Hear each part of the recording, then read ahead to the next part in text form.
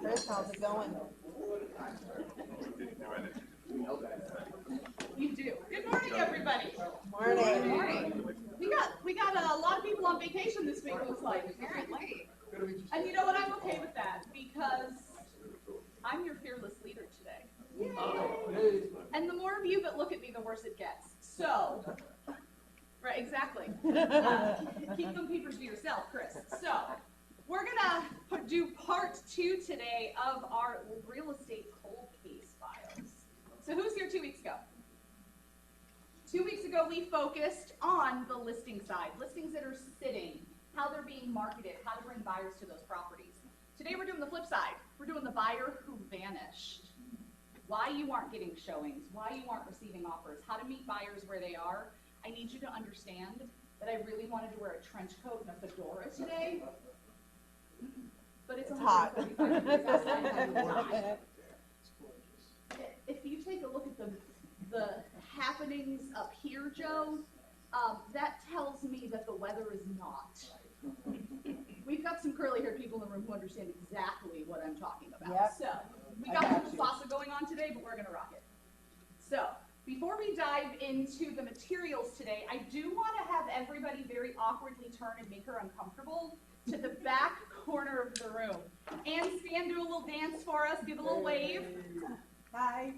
Where's the dance? That, folks, is Ann Ryberg. She is our new assistant MCA. Everybody say welcome.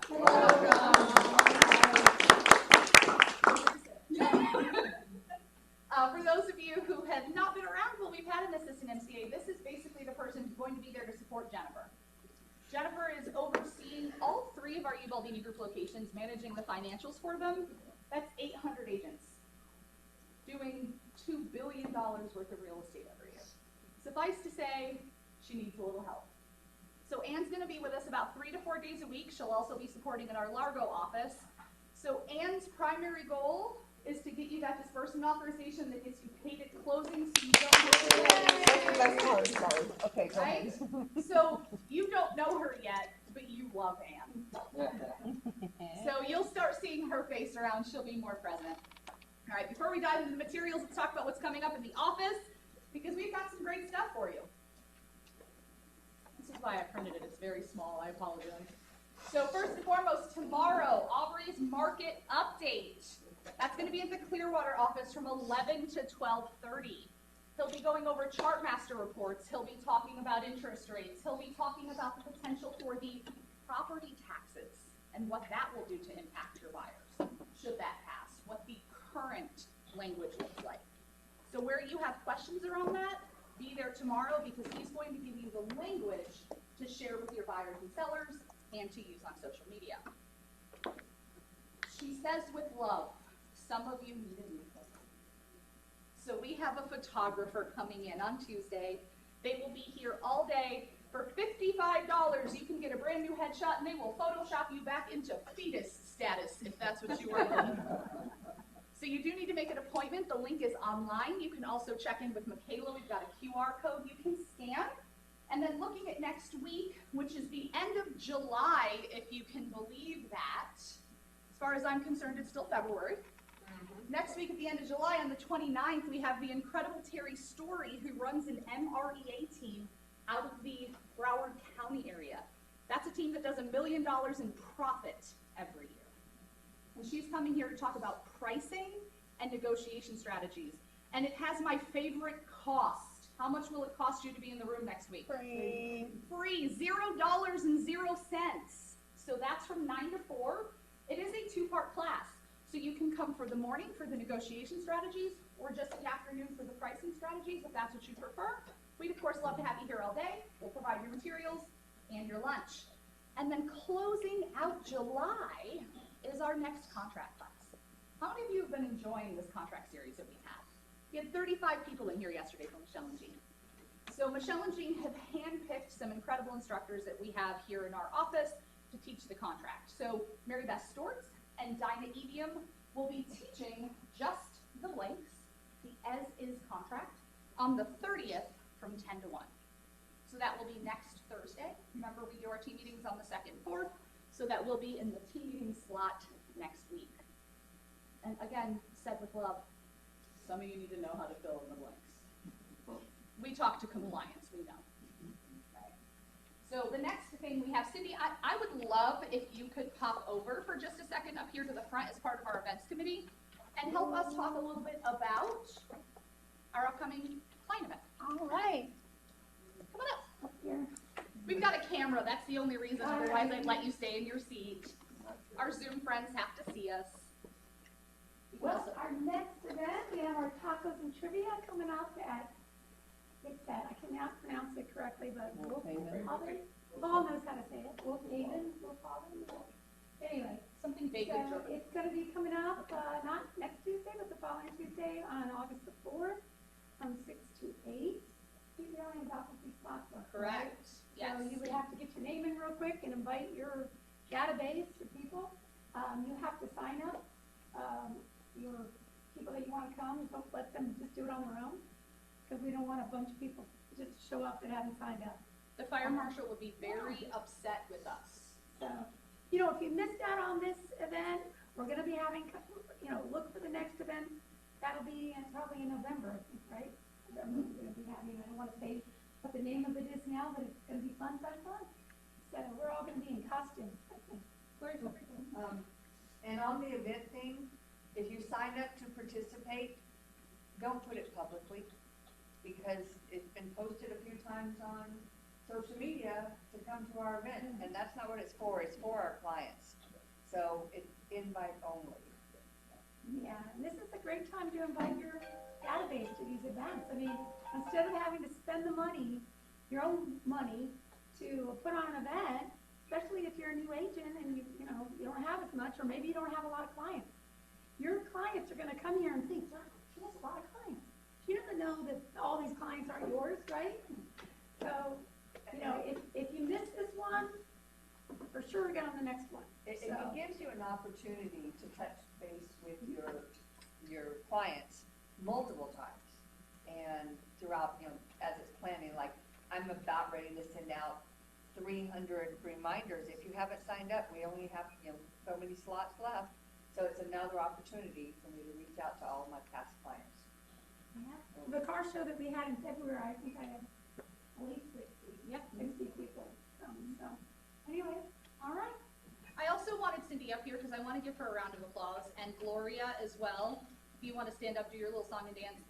Gloria, Cindy, and Jen Carcamo, who is not here today, have really taken over not only our events committee, but our vendor program.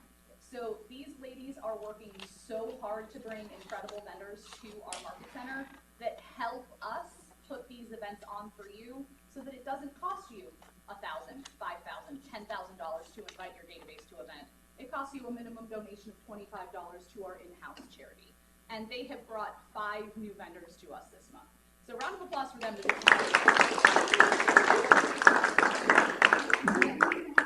Yep, towards the end. We'll thank you individually. But I just wanted to recognize that. So just a heads up, if you are working with a vendor, we ask for referrals. Because if we are going to refer them to you, we need to know that they've done a great job. So if you have a great vendor, think of people in the summer, AC people, water restoration, roofers, people who cut trees, landscapers. We are in hurricane season. If you're working with some of those people, connect with Gloria, Cindy, Jen, and they can introduce them to the program. And that's really what allows us to put these incredible events on for you. So we do have less than 50 seats left. That includes agents. So if you have already registered to participate, please do start calling your database. If you don't have clients yet because you're newer, this is a great opportunity to just reach out and say, hey, I'm throwing a client event to start my real estate business. I'm throwing a party to kick off my real estate business. Because isn't it a lot more fun to say, hey, Annika, do you want to come to a party instead of you need to buy or sell a house? Right? It's much more fun to invite them to something and have a personal connection. Annika does have her hand up in the background. I didn't just pick up. As a newer agent, when I first started doing events, I also started by just inviting my neighbors and my family and friends, but I also asked my family and friends to bring a friend, bring a coworker, bring a neighbor, bring somebody in your family, but just bring someone. The whole point is just for them to know that you are running a business. The conversation takes care of itself.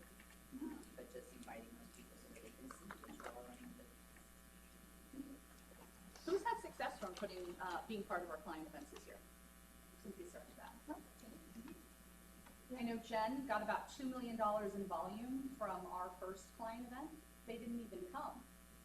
But the concept of just calling and saying, hey, do you want to, reminded people that she was in real estate. She got referrals from that for about $2 million in sales volume. So if you have not plugged into these yet, we are doing them quarterly. Get in there fast. This QR code will take you to the agent registration sheet. As I mentioned, it is an excruciating amount of $25 to participate, and that goes directly to agents in need here in our office to be able to support them. All right, are we ready to dive into where are the buyers, folks? Because I know some of you have listings sitting. So we're doing our cold case files. So case number 1, where are the buyers? We're going to meet our buyers where they are. Where are you finding them? Under a rock. Under a rock. Sometimes. Most of the time it's online or through open houses, as Gloria pointed out. Again, we have to fit all the text on the slide, but here's the statistic. NAR sends out a survey every year to people who have bought and sold a home. And they ask, how did you find your agent? Would you work with them again? Did you look at an ad? Did you call a referral? And they're asking these questions. And what they found in 2025 is 97% of buyers started their search online. I'm comfortable enough saying that's every single one of them. That 3% is a negligible. Where are they going? They're going to homes.com. They're going to Realtor. They're going to our least favorite real estate website of all time, which is Zillow. Gloria said Compass. And yet they're going to these places and they are looking at listings. They're getting pre-qualified with lenders. They're doing all of this before they ever speak to you, right? They're on social media. They're using YouTube, Instagram, Facebook to find agents, to look at house tours, neighborhood information, restaurant reviews. If you were not aware, YouTube is now the biggest search site on the internet. People aren't Googling things. That's number 2. They're going to YouTube and they're looking up, I want to travel to this place, show me a video. I want to eat at this restaurant, show me a video. I need to change the oil in my car, show me a video. I need to boil water, show me a video. There are people like that. I live with one. So, they're on social media. You need to meet them where they are. And then the last piece, Gloria, say it again. Open house. Oh, open houses, I'm like, what? Open houses and community events, like we just talked to, where you're getting that belly-to-belly exposure with them. So what we need to be able to do is actually meet them where they are. Because the real estate industry is not the same industry that it was 5 years ago, pre-COVID, 10 years ago, let alone 20 years ago. 20 years ago, we barely had social media, we barely had internet search sites, and people were having to call real estate offices and talk to an agent just to even get started with the process. It was nice. We had a Well, big the book internet is and a done, magazine. folks. They had a Cut out the magazine. middleman, right? So this is where they are. This is where we need to be. So we're going to talk about some of these solutions to find ourselves better on social media, to find better open house strategies, as well as those online places. So let's start with online. If we're meeting them where they are, we need to know where they are first. And what I mean by that is, where are they searching from? That would be the voice of God on Zoom. All right. So, let's do a little pop quiz. Let's see how many of you study your reports. Shout out some places where you think buyers are searching from for Tampa, Florida properties. Tampa homes. Where are they searching from? A location? California, New York. California. New York. Someone said New York. Minnesota. Minnesota, North Carolina. South Florida. Illinois. Someone said Illinois.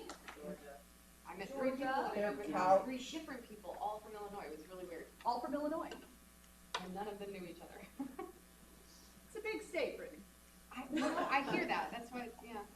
So we've got some answers there. What about locally? What about within Florida? If they were looking at Tampa, where do you think they're searching from? Orlando, Orlando, Miami. Boca. Miami, South Florida, Jacksonville.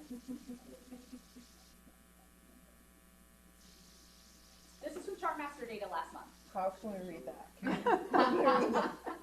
Even with my glasses. Even with my glasses. Yeah. Oh, it's a little bit more clear. Here's the thing, this is from Chartmaster. So you have access to this quite literally right now as you're sitting in front of your laptop. You could go to the market reports folder and pull this document. But the reason I put this in here is because most of you weren't looking at this slide in Chartmaster.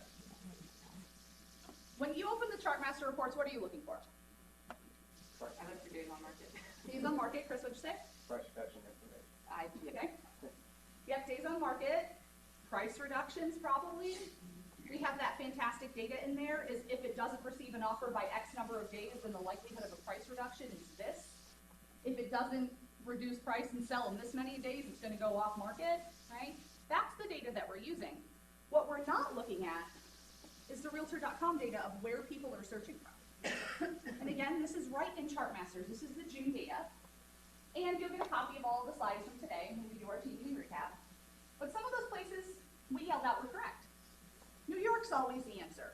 That's why everybody in South Florida pronounces Florida, Florida, right? Everybody moves from the north when they retire to where it's warm. But here's where some of the surprising places are that none of you named.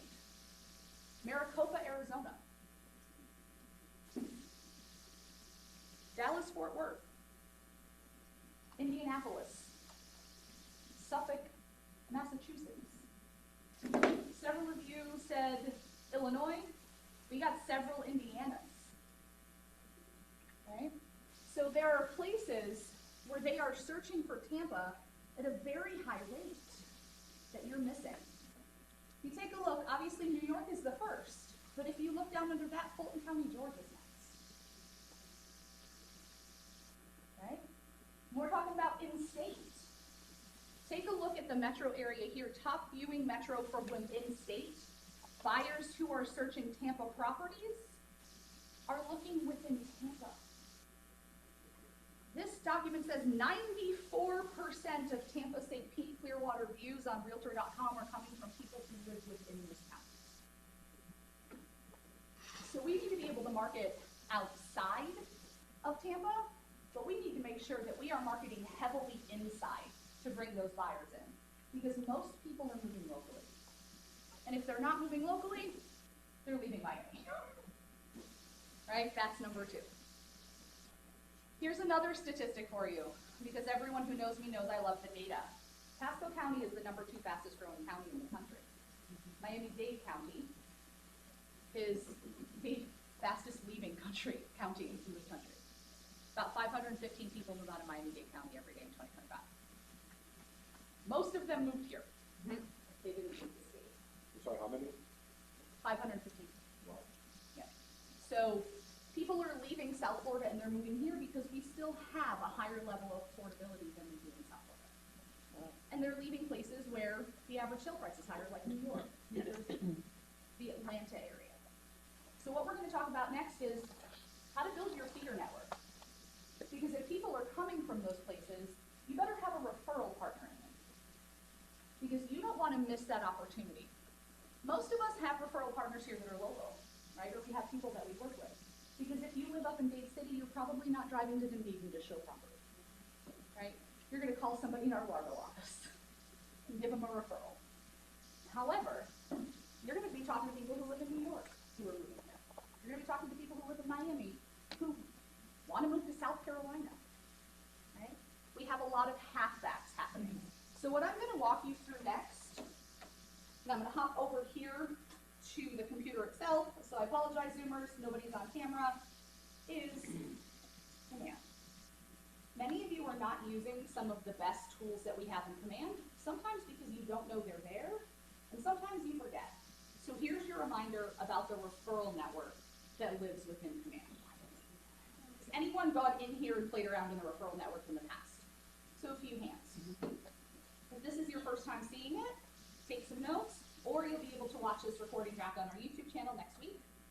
So I'm logged into my Command account here, and when we're looking along the applets along the left-hand side, this little pin here with the person in it is your referral map. One of the really powerful things at being at Keller Williams is that we own our own data. We're the only major real estate brand that doesn't sell our data or have bolt-on technology that keeps our data in a third-party source. which means we can track things on a level that other brokerages don't necessarily have the ability to do. And part of that is where our business is moving. So when we're here on this dashboard, you're gonna see all of the people that you've added in your network by default. It'll show you how many referrals you've had, where they're located, and you can send and receive referrals directly through here. And then once they're accepted, that's when you jump into paperwork, right? You can track your referrals, and you can see your network in a different way. The real powerful piece when we're talking about meeting other agents who can provide us referrals for buyers who are coming out of the area is going to be your map.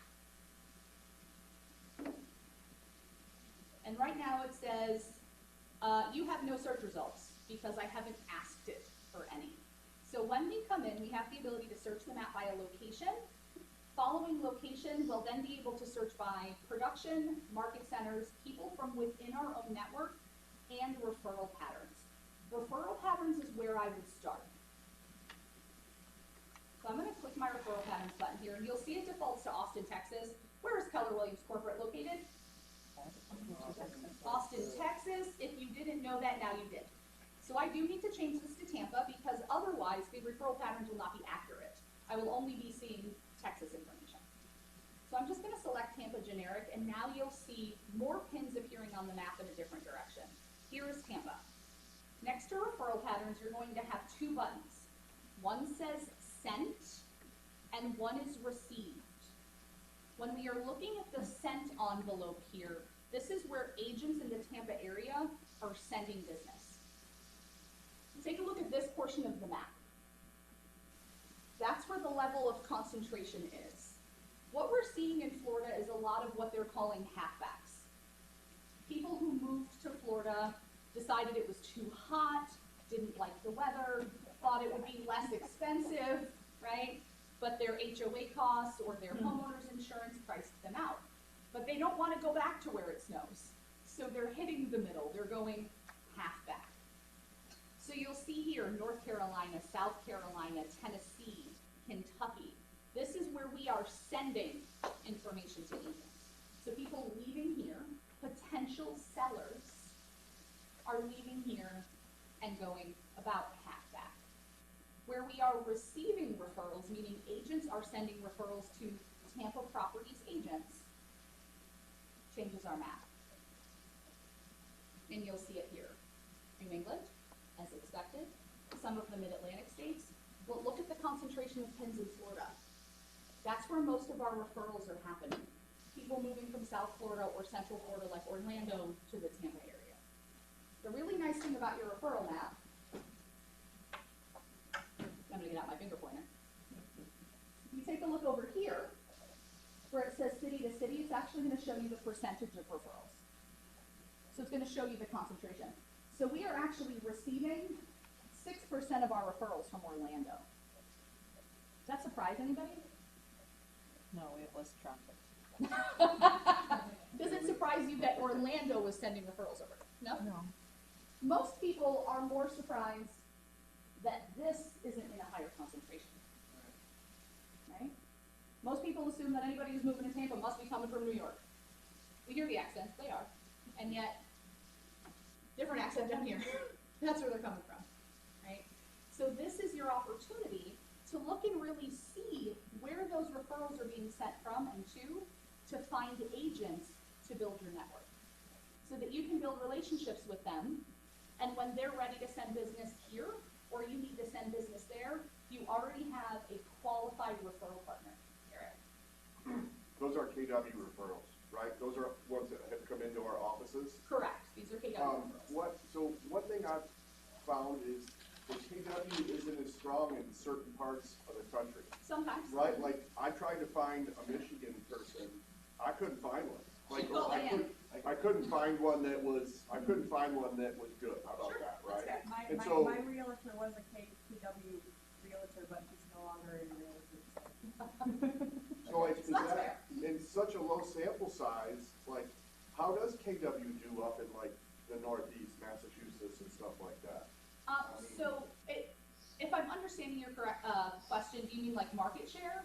Is I that mean, what you're like, asking? yeah, like how many offices, how many agents, you know what I mean, like, do they Got it. have type of thing? I don't So- know that factors in or not? It does to a degree, because you're right, in certain places, there are less concentrations of offices. We do have more offices than any other real estate company in the US, right? So Yeah. you're gonna have a higher likelihood of finding a KW agent somewhere, and yet maybe that's not the best agent. You know me, I'm not the person who's gonna lie to you. If you have a great referral partner at another brokerage, or you find someone there, that's okay, right? But this is only statistics for KW to KW. Right, so these are the statistics that we have. And yet, here's what I would encourage you to do, Eric, because here's your next step, it's a perfect segue, is to find your market centers. It'll tell you how many are there, it'll show you the regions, and you can actually see the production of the people before you reach out to them. So that way, you're not wasting your time trolling through a Facebook group saying, I need a referral for Ann Arbor, Michigan, and you get 15 different agents, and you call Ann Arbor, and every single one of them's terrible, right? You're actually able to vet them a little bit, because maybe somebody has put their own name in there as a referral partner, and they've never sold a house, and it's okay, and yet maybe your buyer is a $3 million buyer. So there's a level of skill that we have to help them build, right? So we can track that. So now we know where they're going, where they're coming from, and where we're sending them. We have the ability to change our map to market centers. So this is going to show us where offices are, right? So we can see, if we're looking in a specific area of Michigan, the closest office to that. And you'll see here, here's your concentration, Eric, to answer your question. We have a heavier concentration in certain places. For example, there is one office in New York City, and it's a region. It's hundreds and hundreds of agents in the office in Manhattan. They are the tri-state region. So you'll be able to see here where these offices are located, and when we click on a pin, which is an office, this is Scranton Wilkes-Barre. Chances are we saw them in the background of the office. You'll be able to see here all of the agents associated with that brokerage. We have a filter button that lets us choose who we're looking for. So if we do have a luxury designated client, we can search for an agent who's earned into KW Luxury here. We can search for specific languages, because sometimes we have that for a need. And we can choose the amount of production that they're doing, right? We want to have somebody maybe perhaps who's had at least one closing, or at least 10 closings. We have the ability to change that amount. Say they have 10 closed units in a rolling 12 months, and we apply that filter, and you'll see it changes my number. And then all we have to do is take our little finger pointer and put that arrow here, and it expands the information about that agent.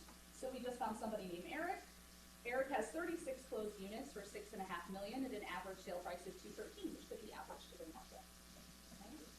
But this gives us a fantastic opportunity to say, okay, if I've got all these halfbacks, I'm looking at Charleston, South Carolina. I'm looking at Asheville. I'm going to recommend Molly D'Amato in Asheville, so you don't even need to look, just call Molly. But you can call Molly or you can call somebody else, but the Molly and Matt team are fantastic. But I'm going to look in these feeder markets, and I'm going to look for someone whose production maybe matches my production, or who has the specific needs that I have. And I'm going to reach out and I'm going to ask to be their referral partner. The same way you ask your clients for business, you have to ask for referral business too. You can't expect that someone just trusts you. To Eric's point, he called a bunch of people, and some of them were crap. Because one thing you can always count on with Eric and me is it might not be the most socially correct answer, but it's true, right? So maybe some of them weren't great, and yet that gives you the opportunity to audition them. And then when we talk about things like Family Reunion and Mega Camp, which are our national conventions that we do twice a year, these are great opportunities to touch base with your referral partners. Have coffee, have lunch. Because you already know everybody at the Tampa Properties office. You don't need to go have lunch with us. You want to go have lunch with people who have the opportunity to give you business. Eric's going, absolutely not. Absolutely not. To be fair, I like to eat lunch alone. None of you are invited. So this is going to be a fantastic tool for you to take that Chartmaster report and to look here inside of the referrals and actually pull data and find yourself referral partners. How many of you knew you could do that? Just a couple of hands in the room. Right? So take some time, particularly if you're going to somewhere like Mega Camp, or take some time block maybe once a week to look for some referral partners in these feeder markets to help build up your referral business. Julia is a great example. Chris and Julia are part of the team. Julia, on average, I would say about $8 million a year in closed sales volume just from referrals from mostly homeowners agents. So if you do it right, and you stay in contact with people, and you have a level of relationship with your referral partners, the same way you do with your database, it will pay off. What questions do we have about the referral platform that I can answer for you before we move on?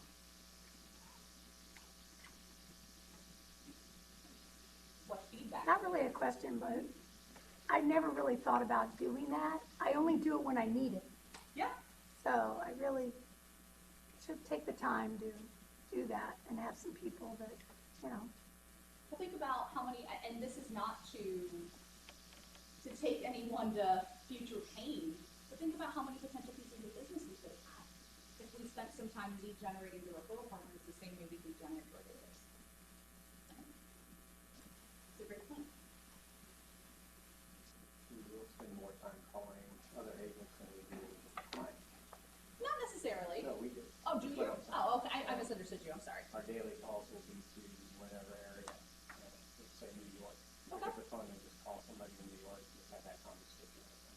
So let me ask you a follow-up question to that, Chris. Are you guys calling networking partners that you already have, referral partners, or are you looking for new ones? Both. Sometimes we'll keep in touch with the ones that we need at some of these events, but sometimes I'll just cold call somebody at a market center Okay. to introduce myself, say I'm in Tampa, Florida. Not necessarily that I have business for you, but I may in the future, and if you have anything in Tampa, Florida, just to put our name in their head. Yeah, sometimes it works out.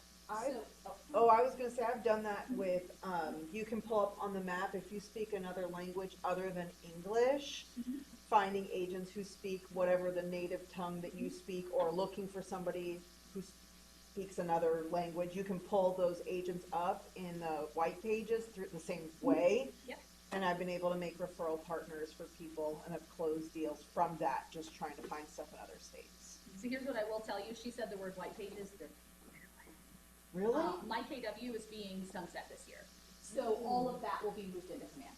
So you won't necessarily find a white pages button, but you will find a directory where you can do searches Oh. like that. That's nice, okay. So, in a couple of months, when my KW, for those of you who are old road dogs like us, have been around, if you try to go click a button, you will find the button no longer exists. But if you go through This is your command preemptive, referrals, don't freak out.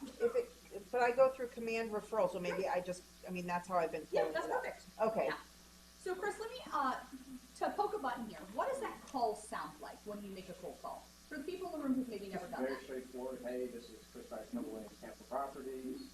We've had some clients that have expressed interest in your part of the country, and I'm just reaching out to find out what your business is about. It's just kind of a very high-end, high-wave top conversation, and more importantly, it's just to kind of get them going, oh, I remember that guy Chris called me, he's in Tampa.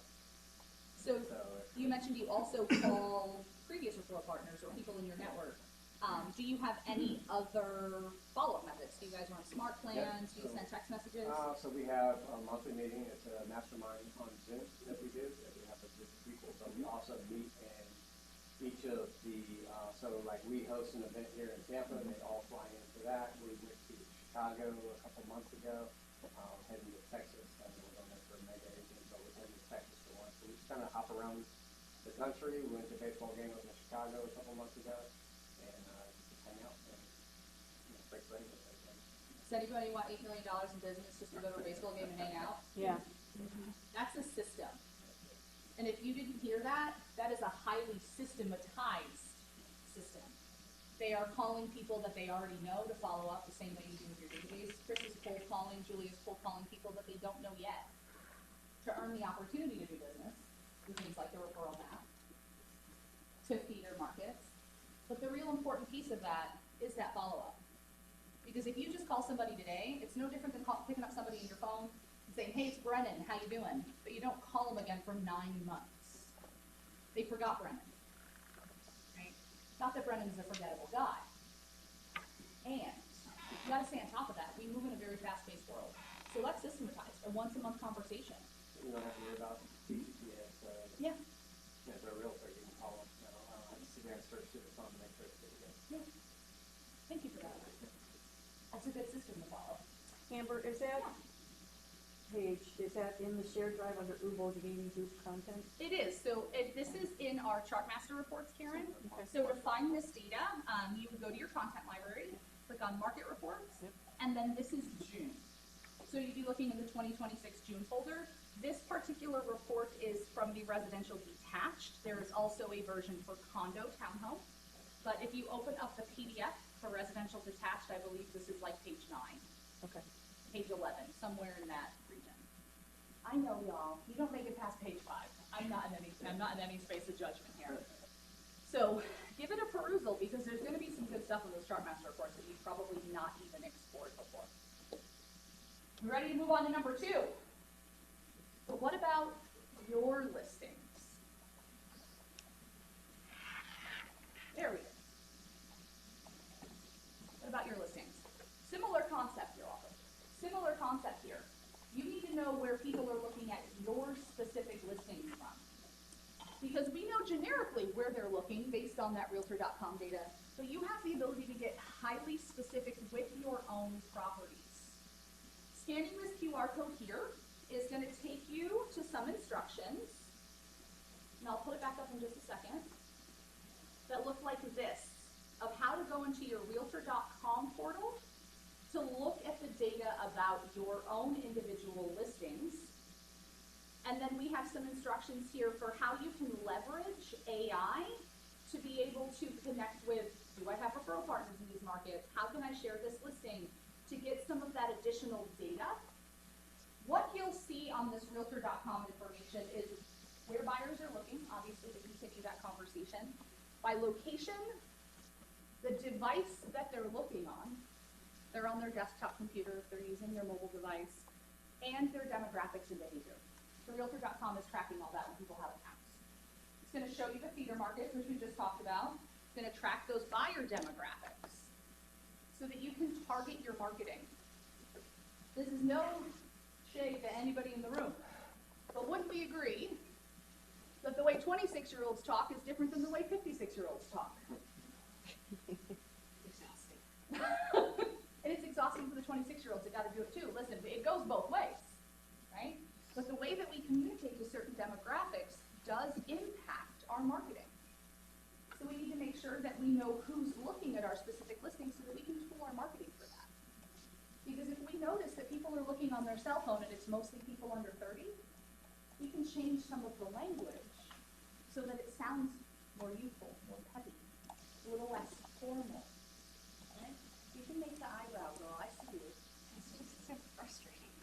Life is life. Cry about it. Yeah, I will. That will be right. Okay.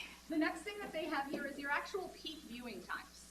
Why would it be important to know the time of day that people are looking at listings? I know when to post. Yeah, as soon as you post it, that's when you have to post it for you. Schedule your social media content. Facebook is very helpful for that, so is Instagram. When you're using a business account, it will actually tell you when your followers are active as well. But this is going to tell you people in New York are looking at your listing at 7 p.m. So you can post on your socials at 7 p.m. The other piece that's on here is something that not a lot of people take advantage of, which is comparing your listing's performance to other in the neighborhood. There's 3 houses for sale on the same street, but the house down the road has 50 hits and yours has 12. That's telling you you need to tweak something in your marketing. People aren't clicking on it. Maybe your photos aren't great. Maybe your description's not great. Similar to what we looked at 2 weeks ago when we really dove into those listings and we looked at that buyer avatar, you can really dive in to what it says on your listing and what those photos look like. And then the last piece here is, excuse me, thank you, is to spot your engagement drop-offs. And what that means is you're getting all the views up here and you see it going, something is changing and you can tweak it and people will look.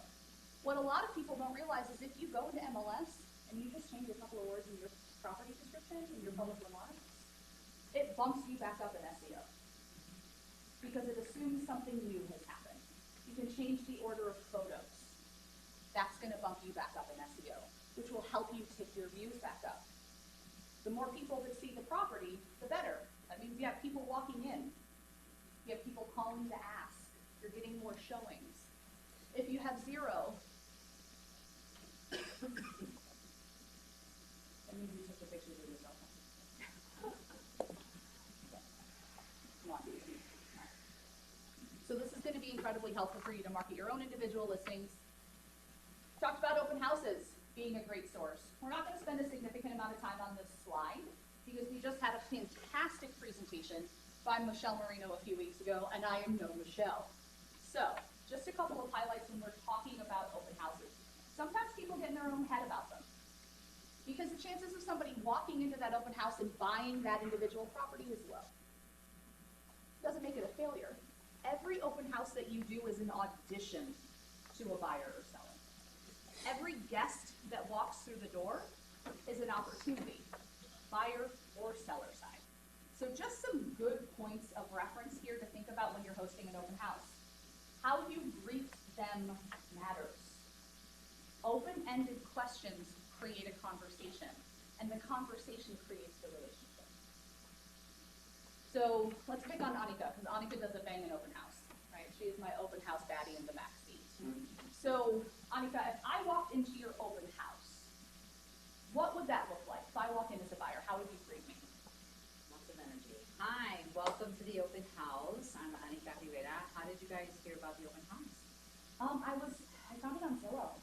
On Zillow. Okay, great. So you have some initial information on the house, yes? I saw the photos. I'm not gonna lie to you, it was a lot of words. I didn't read the description. Okay, well, that's totally fine. So you have some initial information that at least got you here. So why don't you go ahead and walk around the house for a little bit, and then meet me back in the kitchen so I can give you the information you wouldn't have access to on Zillow. Okay, does that sound good? Sounds great. What does the conversation sound like when we get back to the kitchen? So at that point, I'm asking something like, so what has been your search like? While you've been searching for Zillow? Like, you've been going to open houses. What have you been seeing? Like condition of the homes and the prices, and any sense to you? What's been kind of your experience as you've been going around to open houses? Did you hear any yes or no questions in that? Annika's asking open-ended qualifying questions that are gonna get an answer and continue that conversation. When you ask someone, how long have you been looking, they're not saying yes. It doesn't cut the conversation off. We're looking for a few weeks, we haven't really found anything that we like. Right? Why haven't you found something you like? Right? Those are the questions you're then diving into. Are they pre-approved? Right? We know they're going online, getting pre-approvals. Are they pre-approved? Are they working with an infant? Those types of qualifying questions allow you to then tailor your follow-up. And what is the Keller Williams expression about follow-up for those of you who have been here a lot? What do we say every time? Say it louder, Joe. I said say it louder, Joe. And He said the fortune is in the follow-up. thank you, Joe. I appreciate it. The fortune is in the follow-up. Again, it's the same concept as Brennan. Brennan's not calling today and then calling in 9 months and expecting that they remember that incredible conversation that they had. People who are touring open houses are touring more than one open house. They might look at 5 or 6 in a weekend. And if you don't follow up with these people, you are losing your opportunity because somebody else is going to. So you need to make sure that you have a follow-up plan ready to go the moment they walk in the door. Think of a week's worth of touches, 3 or 4 times, a text message every day, an email smart plan that you can turn on, a direct phone call, a follow-up phone call. Brittany, you've had some success. What are you doing for follow-up at your open houses? So usually the first touch happens literally that same day, but as soon as I lock up the house, I'll touch them with a thank you for stopping by. Let me know if there's any questions that I wasn't able to answer. I will also make sure to get more information to you with whatever our conversation was. The next one usually happens either after their first response or the following day within at least that first 3 days. And then I touch base with them again. I try and do 2 touches within the open house time frame of a 3-day window. And that way, I'm at least still on the top of their mind. Normally, I'll have some kind of response. So you're hearing from people who do open houses at a really high level that you got to do it. You got to stay in contact with them the same way Chris systematizes his referral network. Brendan, how about you? What is your open house follow-up look like? Yeah, I guess I'd kind of do the same thing, I give them a text once I leave, and then call them the next day, and then send them emails like, seeing properties, property, or get the market. Similar to what they were viewing. Yeah. We picked on Brennan and Brittany because they're in our rookie class and they're crushing it. They're so good. So Patrick, actually, all of you have done 4, 5, 6 open houses in the last month. So those results are gonna start showing up slowly and steadily. That's how we operate. Amber, can I ask? Absolutely, Karen. So if there's a law, you know, I'm writing down what they say on my sign-in sheet, I usually flip it over, and then I look in and get some details from my conversation with them. And then if there's a law in the open house, then I will go on my command and put them in my database and tag that neighborhood. I wanna set them up on a smart plan as soon as I can. So I'll look at, you know, where else are they looking, that kind of thing. So, but I make sure that I get them in my database that day. Nice. In addition to texting, Yeah. once they're gone, they're already in my command, That's not bad. as a buyer. That's where your money lives, man. You gotta get it in there, my guy. There's tips and tricks that you can do around things like that. Is your hand up or are you stretching? There's tips and tricks you can do. There's actually, if you were not aware, there's things in command, like contact triggers. If you tag somebody something, it will automatically put them on a smart plan. So all you have to do is put them in your database and hit that tag, and away it goes. So it saves you some of those additional clicks. And you can create, you're a relatively techy fellow, this is why I'm saying that. You can create things like jot forms that connect to command that they can fill in digitally, and it goes right into your database. Anika. Piggybacking off of what she was just saying, that take the time as soon as they walk away, take the time to flip that paper over and do write some notes on the person. Because what I find, at least for me, when the follow-ups, you know, it's one thing, once you've said thank you for coming to the open house, it's another thing to just, sometimes if I know it went under contract or I keep track of it, it's another reason to say, hey, just keep you updated, that house is under contract, blah, blah, blah. But after that, your touches really, I find my better ROI is when the touches are relevant to them, you know, personalized, right? So if I noted that they have, you know, 2 school-age children or whatever it is that was specific and personal to them, I will be keeping my eyes open so that my next touch the following week may be, hey, there's this great face painting, you know, festival that's happening over in town. I thought about, you know, your daughter, Sophia. It might be a great, you know, weekend activity for you guys. Hope you enjoy it. Like, it's not always about the house. It's really about developing that relationship. Right? So those follow-ups should be coming somewhere from contributions, something of value, something that is relational, not just value. I write it in front of them. They're nice and they wait till they leave. My memory's so bad. I just write it in front of them and then, you know, make some kind of joke about it. But I can't, everything that Annika's saying, which I learned in her open house class as well, I added to what I do anyway. But the personal touches, that was more of, I did more of that after and did see some good results. It does make a difference if they feel like you're actually listening and remembering who they are and not just a name of the person who walked in. So I think it works very well. It's just, you know, my effort in constantly remembering to follow up sometimes, I have to hit myself on the hand and go, bad Brittany, and do it more. And that's really what it is. It's my drive to do it more because follow-ups aren't going to happen by themselves. So. There's your hand up. I used to do open houses, and. Eric was the open house instructor. Let's put it that way. Eric was the guy, capital T, So- capital G.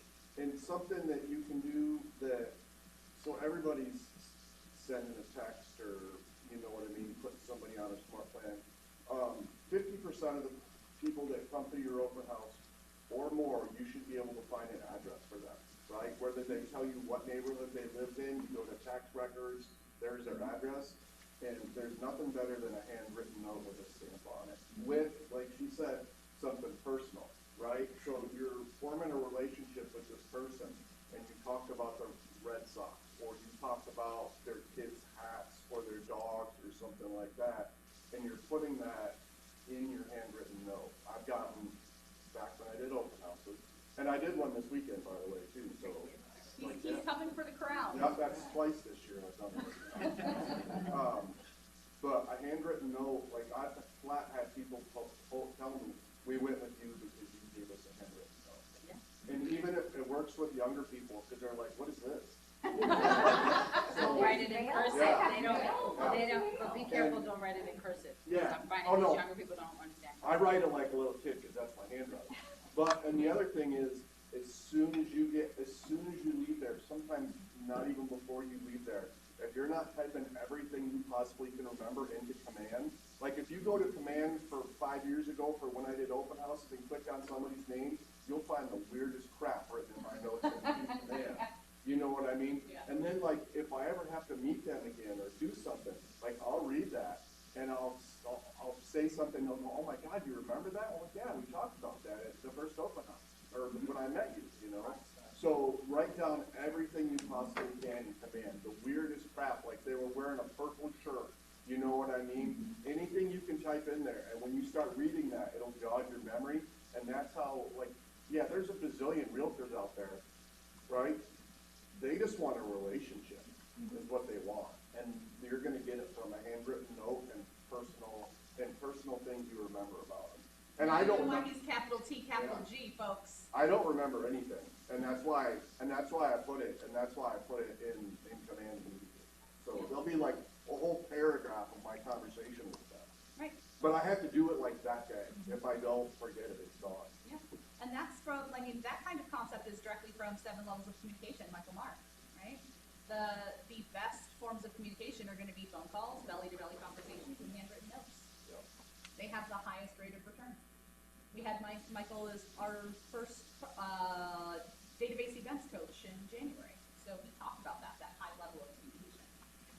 The last thing that we're going to talk about is something that maybe you haven't heard of before, and I'm gonna play you a video with Jason Abrams and Joy Powell. Does everyone in the room know who Jason is? We have some newer agents in the room who may not. Jason is the Keller Williams Realty Director of Education and Innovation. I don't know what that title means, but it means he's smart and he knows things. Talks fast. And he talks fast and he uses fantastic polysyllabic words. He just throws them in there. Peppers his season. So Joy is also his executive admin who runs things, and she's a bit of a delight. So they are going to introduce the reverse offer. In theory. Where's my volume button? Amber, I can't All hear. right. There it is. Or with t-shirts and the friends. Let me refresh. There's a Facebook post where one agent is telling a bunch of other agents about the power of the reverse offer. Yep. We both worn our white t-shirts and the French shop. All right, so here's how the reverse offer works. Step number one, you're the listing agent. You're gonna watch like crazy to see that you're getting showings, but you're not getting any offers. So step number 2, prepare a reverse offer to the buyer or the buyer's agent. So you're writing the offer. As the listing agent, I'm writing that. Think of it as a term sheet where you're telling them what your people would accept. Step number 3 is present that offer to the buyer's agent and ask them to present it to the buyer, which then leaves you with step number 4. They counter, or they reject, or they accept. There you go. This is about bringing conversations to the forefront as quickly as possible. If you're a listing agent, it's about taking charge and being in charge of your destiny and your client's future. Joy.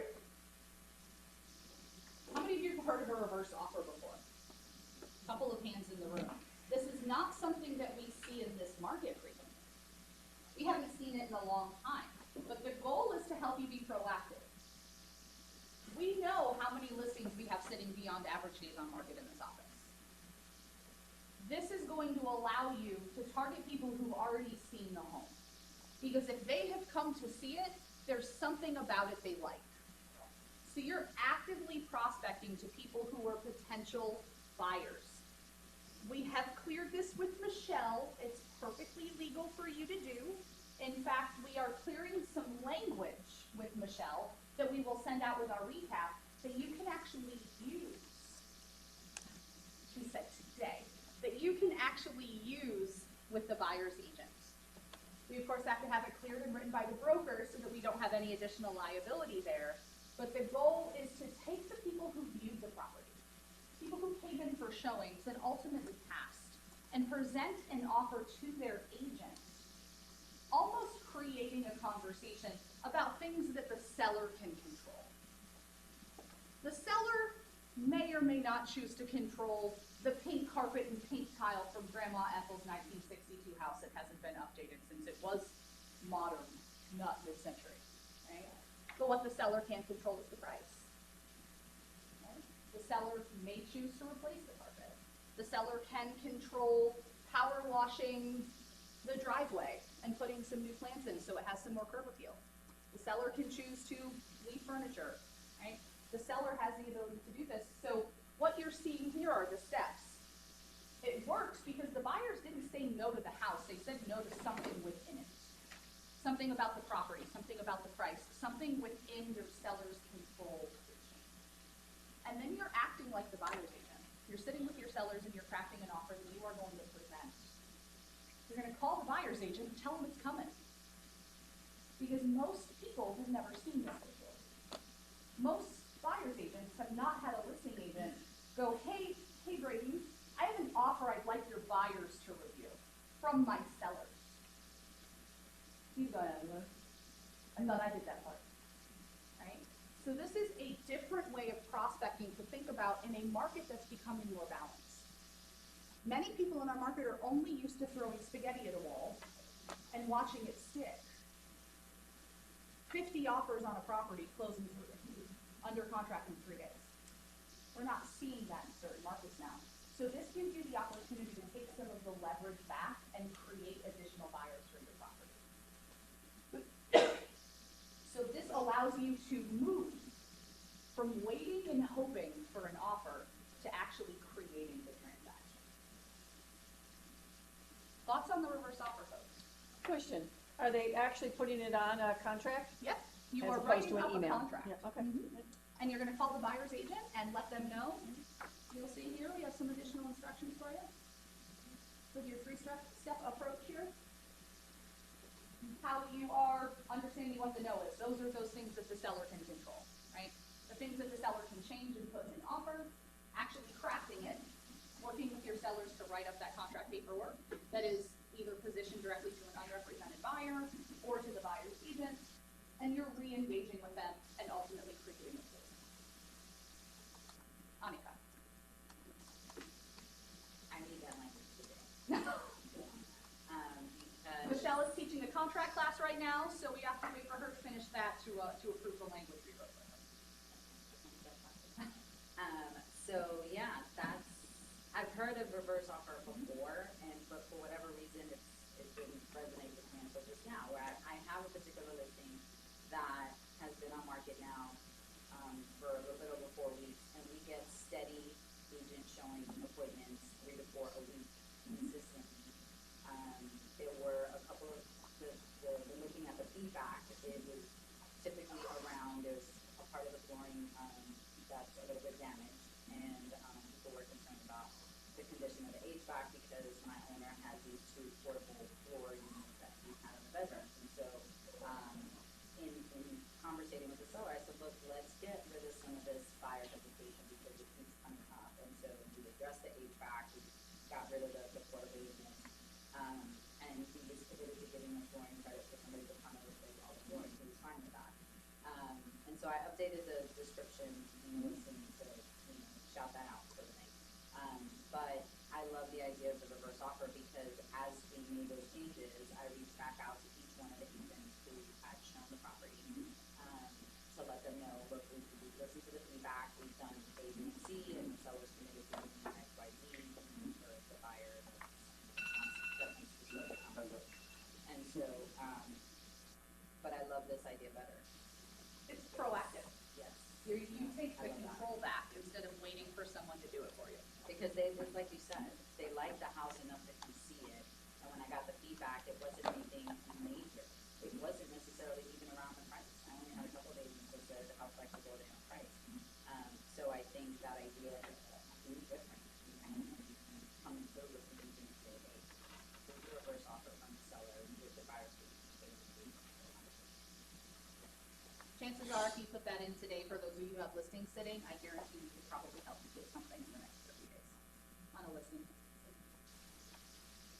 The last thing that we're going to look at relative relatively quickly, you know we don't like to leave you out in the dust where social media is concerned, because if we're telling you to meet them where they are, we have all your content ready for you. So we have a few different Keeping Current Matters articles here that you can reference. When you scan this QR code, you're going to get that. All of your prompts, including your Facebook posts, Instagram carousels and reels, newsletters, LinkedIn, Instagram stories, and then here's some of the other things we're going to put in the prompt so that you get good results, and then a bonus prompt to continue this over the next 30 days. So I'll pop that right back up here for you to scan. Again, as a reminder, we always do a sales meeting recap, so you will get these slides as well with the direct links. Does anybody need another second to get the, Yes. I just turned around, ignore me. Yes. While y'all are doing that, I am going to not move the slide, and yet I'm just going to take the time to do it since we are closing in on 12. We do have some incredible vendors sitting at the tables right here to our right. These are people that feed you, that put on your client events, and help support all of the amazing things that we do. So we are going to go fast and furious down the line, folks. So what I'm going to ask you to do is stand up, say your name and your company, and give us your 30 to 45-second elevator pitch on what makes you different and special and why everyone in this room should use you. We're going to start right here with my friend from Pink Zebra. I'm Steve Zeiger, owner of Pink Zebra Moving. What makes me different and special, or us different and special, I'm in it for the long haul.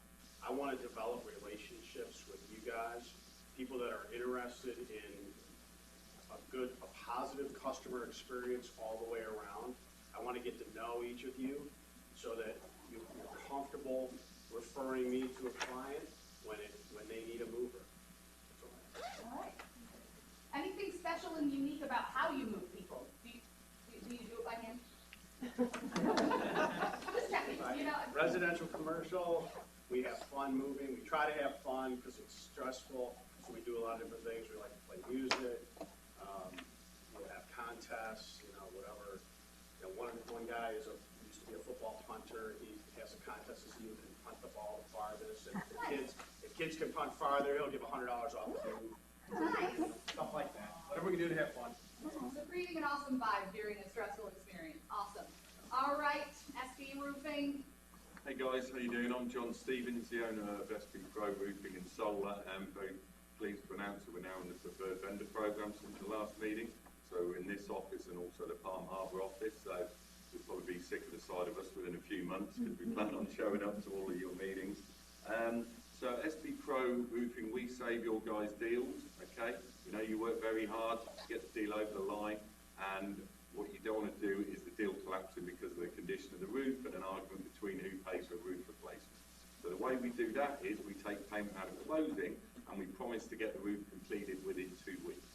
So if you have a 4-week escrow period, and on week 1 do an inspection, you get reports of roof damage, within 2 weeks, so in week 2 and 3, we will promise to get the roof replaced, get it repaired, or get it inspected for the sake of insurance. And then in week 4, we will send out our free wind mitigation inspector to carry out a wind mit so that your buyer's insurance will be satisfied. Okay, so within that 4-week escrow period, we guarantee that we will get any roof issues sorted out with no cost to buyer or seller, payment out of closing. Okay, another thing we do is we get quotes back to you within 2 hours. So if you're working with a buyer or seller and they want to price out the cost of a purchase or a sale, then you just send us the address. We can get an accurate quote back to you within 2 hours without having to go to the property.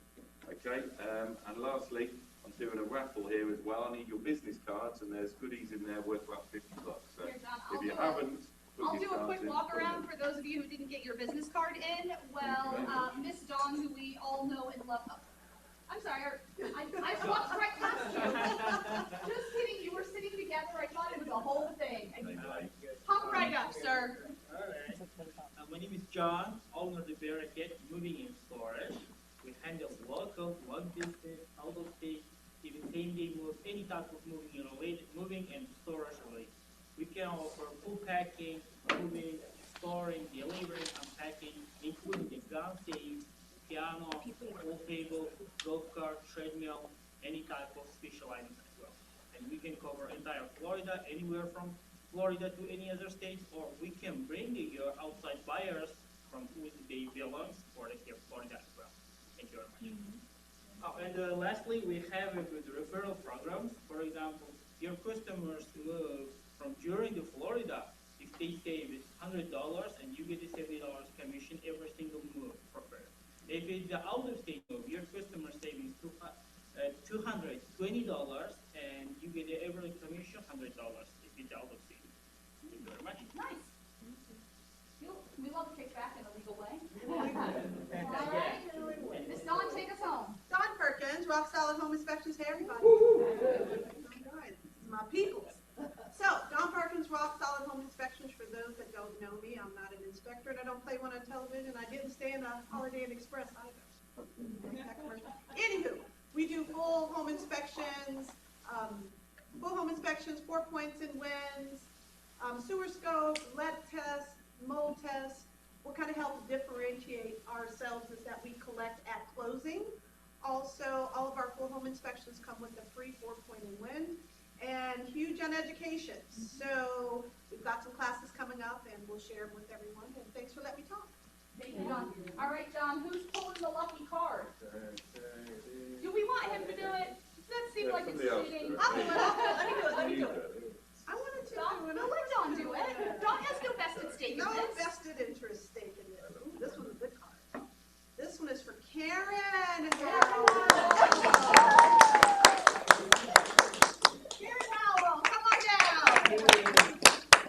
All right, folks, that's it. That's the sales meeting. Thanks for hanging. Lunch is on the other side of the table. Make sure you stop by and thank our vendors for providing you with a meal.